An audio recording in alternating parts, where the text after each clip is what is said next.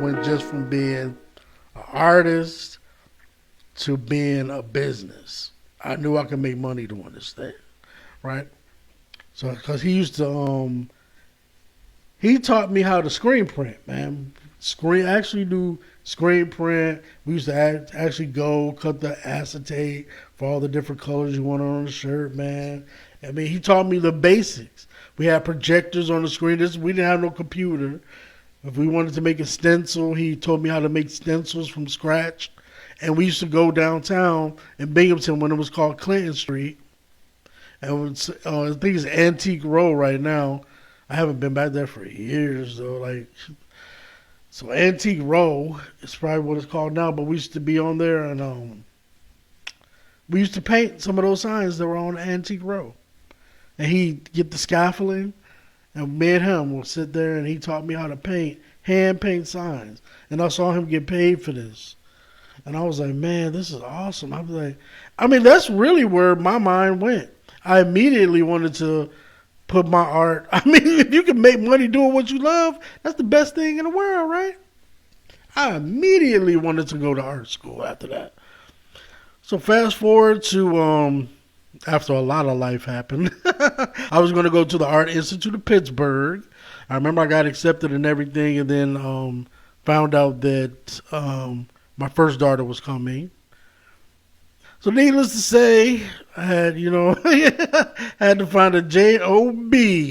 Couldn't be running around with my friend no more and playing video games and stuff like that.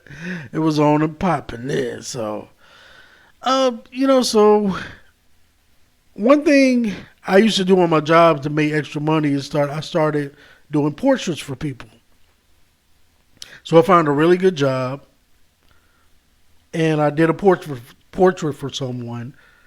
And when I did that one, just like a bunch of people started wanting portraits, and I was selling them for like $40 or something like that. I go home, I draw it, and I bring it back in a day or two or whatever.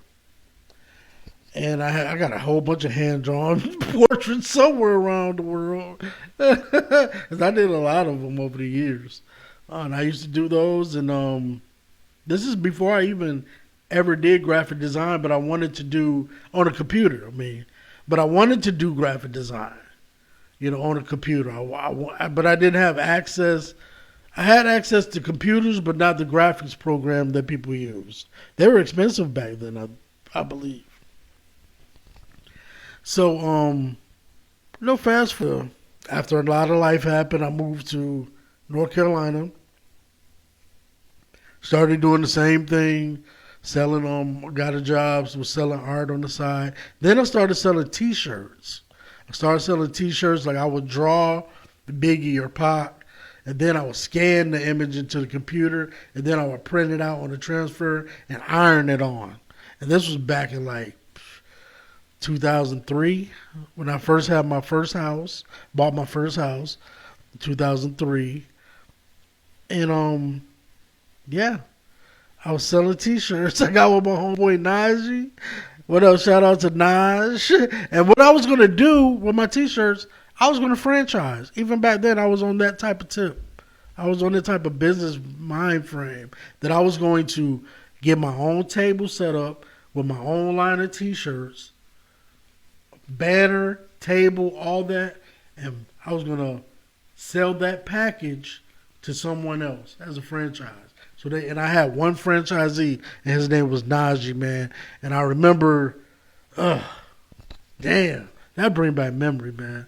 I gotta reach out to Najee, man. But he was my first franchisee, bro. Damn. But see,